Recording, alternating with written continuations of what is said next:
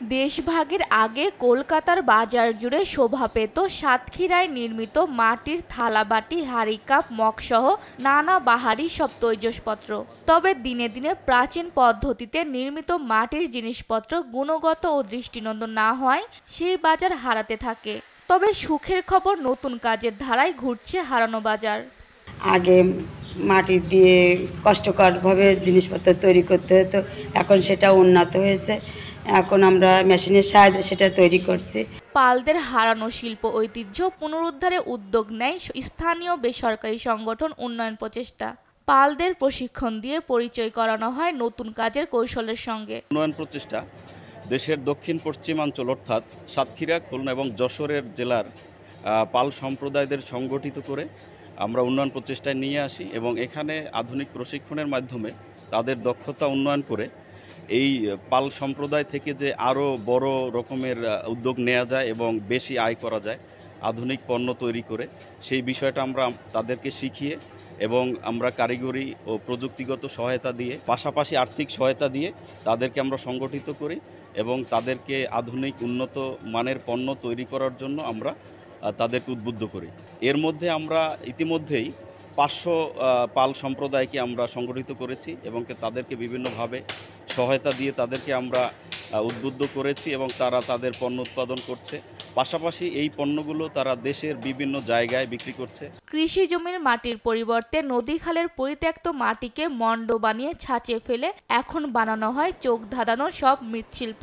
তাতেই কমে যায় শ্রম, বেড়ে যায় উৎপাদন। পণ্যের প্রকারভেদে আগের থেকে 3 থেকে 5 গুণ লাভ পাচ্ছেন তারা। লাল বিল্ডির মাটি আনি 2 রকম মাটি আছে, আটালো মাটি ও বেলে মাটি।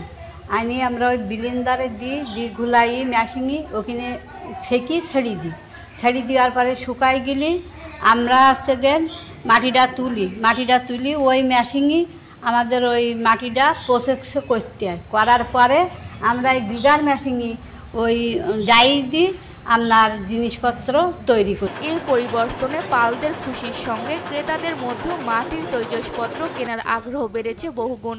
উপহারেও দেওয়া হচ্ছে শিল্পময় কারুকার্যে ভরা ডিনার সেট, চিত্রকর্ম, দেয়াল চিত্র, ওয়াল টেরাকোটা। এখানে মাঝে মধ্যে আসি এবং এখান থেকে বিভিন্ন জিনিস কিনি, ওয়াল হ্যাঙ্গিং, মাটির পটারি, প্লেট, গ্লাস। ঘর সাজানোর জন্য অনেক সুন্দর এবং বিভিন্ন মানুষকে উপহার দেওয়ার জন্য খুবই সুন্দর। আধুনিক ধারায় সৃষ্টির উদ্যোক্তা প্রতিষ্ঠান বলছে, এই পদ্ধতির ফলে পরিবেশ সুরক্ষা হচ্ছে। স্থানীয় বাজারের পাশাপাশি অনলাইনেও কেনাবেচা হচ্ছে। আবার মাটির নান্দনিক টালি, টাইলস যাচ্ছে ইউরোপ, আমেরিকায়। কলারোয়ার থেকে টালি দেশের বাইরে, ইটালি বিভিন্ন জায়গায় যায়, কিন্তু আমরা দেখেছি যে এই টালিটাকে আরও কী করে ফিনিশিং করা যায়, সৌন্দর্য বাড়ানো যায়, এই বিষয় নিয়ে আমরা তাদের সাথে আমরা কাজ করছি। পালেরা বিনামূল্যে শুধু প্রশিক্ষণ পায়নি, পেয়েছে প্রায় 5 লাখ টাকার বর্জ্য মাটিকে মণ্ড তৈরির ক্লে, হ্যান্ড জিগার, জগমগ তৈরির হুইল। পালপাড়ার 600 মৃৎশিল্পীদের মধ্যে বর্তমানে সাতক্ষীরা, খুলনা ও যশোরের 500 শিল্পী আজ শুধু তৈজসপত্র নির্মাতা নয়, প্রায় সবাই এখন বড় ব্যবসায়ীতে রূপান্তরিত হয়েছে। নিউজ ডেস্ক, দেশ টিভি।